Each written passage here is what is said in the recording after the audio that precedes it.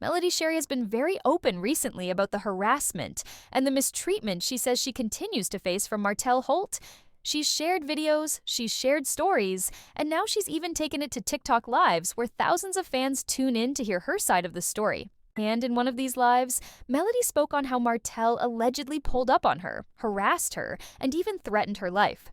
She said that this is not just about some petty ex drama, but about her and her children's safety. And guess what?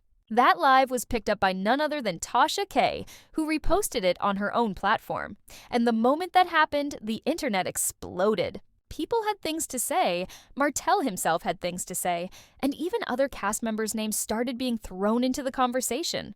The crazy part is, as soon as Tasha K posted Melody's live, the comment section turned into a war zone. You had people showing support for Melody, saying, "We see you, we hear you, we believe you." But then there were others, mostly women, shockingly, who started victim shaming. They called Melody bitter, told her to move on, and acted like she was making all this up just to sell products. Can you believe that? A woman speaks up about harassment and stalking, and instead of showing support, there are people tearing her down and blaming her for what happened.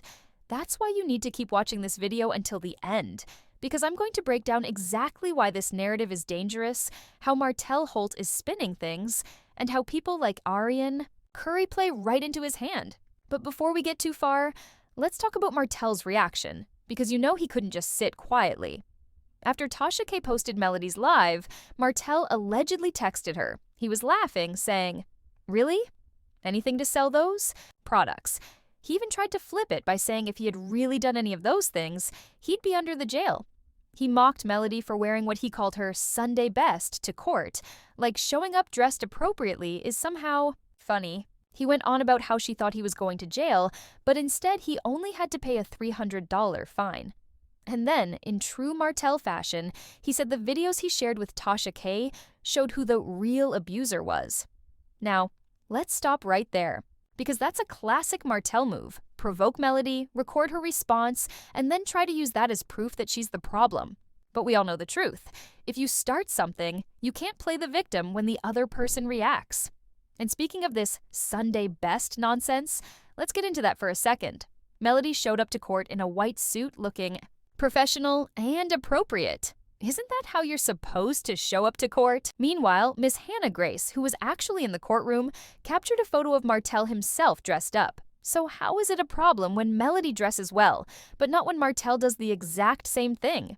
And let's not forget about Arian. Curry, better known as Coleslaw, because according to Hannah Grace, she showed up in a very short skirt that was absolutely not appropriate for a courtroom. But are people calling her out for it? Of course not. They'd rather criticize Melody for looking put together than hold Arian accountable for showing up in something that looked like she was going to the club instead of a legal proceeding. That's why I say, stick with me until the end, because the double standards in this story are wild. Now here's the part that really needs to be called out: the victim shaming. In Tasha K's comments, women were blaming Melody, saying she should just move on, saying this story is old, when in reality, it literally just happened last month. How is something that recent old news? One person even said, "She does just as much to him as he does to her."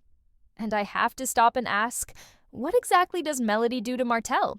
Because every time we see these clips, every time we hear these stories, it's Martell who is pressing her, Martell who is driving up on her, Martell who is making a scene. Melody isn't out here stalking Martell. She isn't showing up at his house. She isn't inserting herself into his relationship with Arian. She's minding her business, raising her kids, running her businesses, and setting boundaries. And yet, people still find a way to blame her. That right there is why so many women are afraid to speak up when they're being harassed, because instead of support, they get shamed. And you know what? Melody's makeup artist, Jay Taylor, had to jump in and say something. He saw those comments and said, "Wow, just wow." And he's right. It is shocking to see women, other women, shaming a mother for speaking up about her own safety.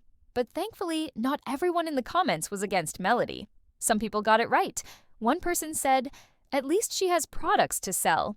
Another pointed out the real issue, asking why Martell even felt the need to walk up to Melody at the elevator in the first place, why Arian Curry was talking trash the entire time, and why Martell thought it was okay to get in his car, drive to where Melody was, roll down the window, and continue harassing her. That's not love. That's not co-parenting. That's not even normal. That's obsession, plain and simple. And when you look at it that way, the entire narrative that Martell tries to push just falls apart. And listen, before I go deeper, let me hook you right here. By the time we get to the end of this video, you're going to see how not only Martell, but also Arian, some of the cast members like Letitia Scott, Marceau Scott, and even Carlos King as the producer, all tie into this bigger picture. You're going to see how the network itself has been called out for not doing enough to protect Melody, and you're going to see why fans are standing up and saying, enough is enough. So don't move, don't scroll, don't click off, because the truth behind all of this is bigger than just one messy court date. And let's talk about that elevator moment, because this one really showed the difference between Melody Shari and Arian Curry. After court, Melody, Martell Holt, Arian, and even security all ended up in the same elevator. Now imagine that kind of tension.